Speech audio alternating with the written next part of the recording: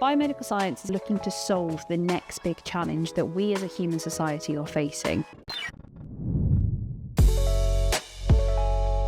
The biomedical science course is an interaction between the practicalities of science and how that then translates and helps doctors and medical professionals diagnose and treat their patients. The themes that run throughout our course are fundamentals such as cell biology, genetics, anatomy and physiology, which underpin the first year as an essential knowledge. We build on those foundations by using them to look at the pathological changes, the pharmacological interventions, and the genetic basis of modern treatments. The course is accredited by the Royal Society of Biology, which maintains and recognises the quality of the teaching, the knowledge that you will leave, and the practical skills with which you will be competent in your future careers. Biomedical science is an amazing discipline. We've got students who go into industry and work in toxicology roles, be a physician associate. Some students go on to study postgraduate entry medicine.